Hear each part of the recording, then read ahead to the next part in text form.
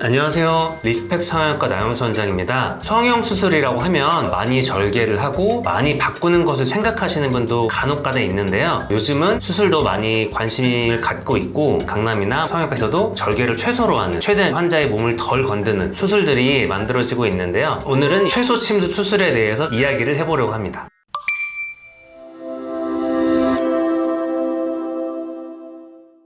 대표적인 최소 침습 눈 수술에는 비절개 쌍꺼풀, 비절개 눈매 교정, 결막으로 절개하는 눈밑 지방 재배치 수술들이 있겠습니다. 최근에는 비절개 쌍꺼풀이나 비절개 눈매 교정 수술도 많이 디테일들이 개발되다 보니까 환자분들도 피부 절개를 최소화하고 눈 수술을 받으려시는 분들이 많이 생기고 있는 것 같습니다.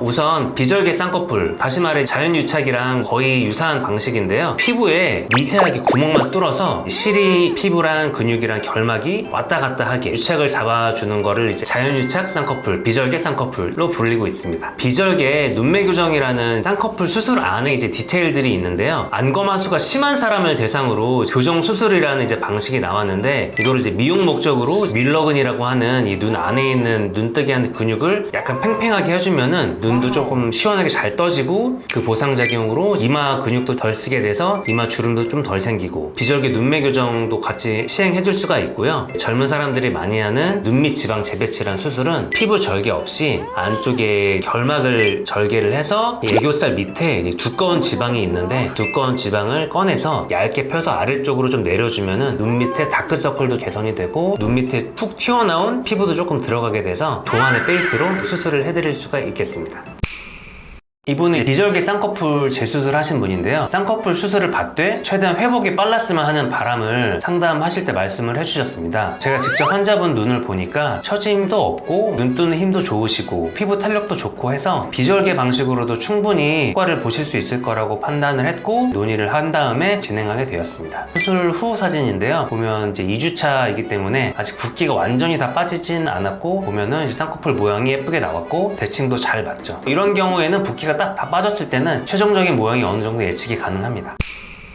이런 식으로 피부 절개 없이 최소 침습 방식으로 수술을 하게 되면 밖에 보이는 흉터가 없습니다. 그렇기 때문에 향후 흉터 때문에 문제를 생길 일도 없고, 붓기나 아무래도 멍이나 측면에서도 칼을 대서 피부를 절개하는 것보다는 훨씬 유리할 수 있습니다. 단점 아닌 단점이긴 한데, 반대로 비절개 쌍꺼풀이 아닌 절개 쌍꺼풀을 행해줄 경우에는 유착이 조금 더 잘 되고 의사가 해줄 수 있는 것들이 좀 많아지겠죠. 지방을 제거해준다든지 피부를 조금 잘라준다든지 눈매 교정을 조금 더 적극적으로 해준다든지 할 수 있는 것들이 조금 많아지겠지만, 그만큼 붓기나 멍 이런 게 좀 커질 수 있고 약간의 쌍꺼풀 자국, 흉터 이런 측면에서는 조금 불리하겠습니다. 눈밑 지방 재배치의 절개 방법이 하안검이라는 수술인데요. 하안검 수술은 다른 영상에서도 말씀 좀 드릴 것 같은데, 피부 애교살을 따라서 피부 절개를 하다 보니까 약간의 자국이 남고 침습적으로 하는 방식이다 보니까 장점도 있고 단점도 있는 수술이라고 보시면 되겠습니다. 상황에 맞게 최소 침습 혹은 절개 이런 식으로 가면 되니까 자세한 사항은 성형외과 전문의와 상담을 통해서 결정하시면 될 것 같습니다. 오늘은 최소 침습 눈 성형에 대해서 알아보는 시간을 가졌는데요. 무조건 최소 침습 방식의 눈 수술이 좋다고는 말할 수 없어요. 아무래도 절개를 해서 뭔가를 해주는 방식보다는 한계점이 있을 수밖에 없는데요. 그럼에도 불구하고 회복도 빠르고 붓기나 멍도 별로 없고 무엇보다 절개 자국이 없기 때문에 적합한 방식이 맞는 환자분들한테는 좋은 방식이 될 수 있을 것 같습니다. 오늘은 여기까지입니다. 감사합니다.